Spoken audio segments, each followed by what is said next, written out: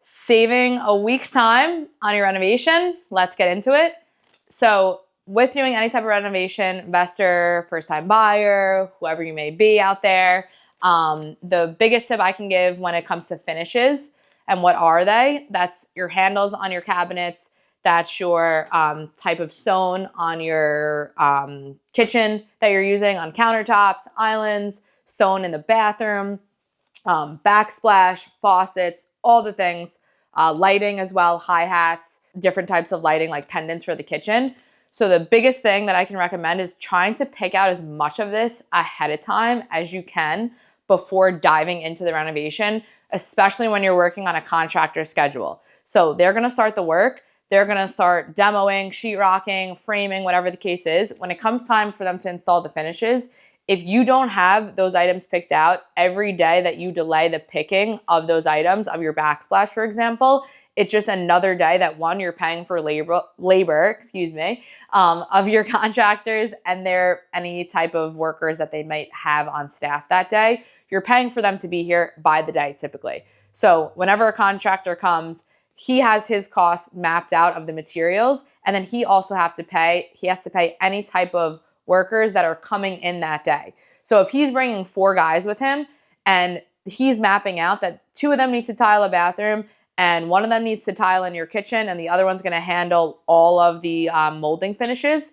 if that day comes and the tile's not picked out and now you have 2 guys sitting around doing nothing, he's still going to charge you, chances are, unless like your father or your brother is doing the work for you, your contractor is still going to charge you for the labor of that day for those workers that he brought in. So super important, have that picked out ahead of time. You can, even if you don't have exact measurements, because most times we didn't have the measurements until a few days before, or like a week or so before, once they really had the space dialed in. The best thing you could do is have it picked out, and then as soon as he has the measurements, he or she, you can go to, I use Floors Decor for almost everything in terms of tiling. Go to Floors Decor, pick it out. You can save it with the store, number 1, or you can make sure that you have it written down. You can write out the code to that specific tile, and then you can go back immediately, or you can call the store and give in the measurements as soon as your contractor gives them to you. That's the number 1 tip, is picking that out in advance. Number 2 is with materials. So you're going to get a budget typically. And if you're not getting a budget, you should be asking for one. So when your contractor gives you a price, okay, it's going to cost you $5,000. This is just a made up number to do the bathroom. You should be asking, what type of tiling is that going to include in that budget that you're giving me? That $5,000 quote, is that just basic level tiling? Most times it is. So what I learned the hard way was when I was picking out countertops and stone, the original stone that was in our budget was just basic.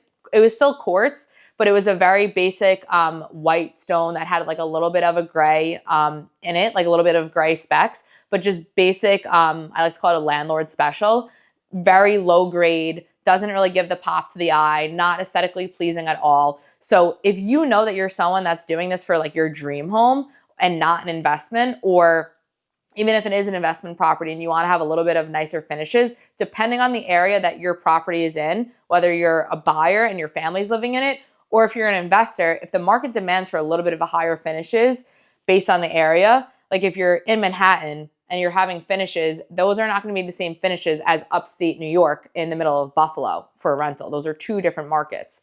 So making sure you're asking what type of materials are included in that budget for your finishes is super key. And then it gives you a good idea of, okay, you might want to go over on a kitchen countertop because that's something you're going to see every day and you're going to be in every day. Whereas on doors, for example, on my side, we stayed basic on doors because that was something that, yes, it will still look nice, but upgrading it didn't make a lot of sense for us.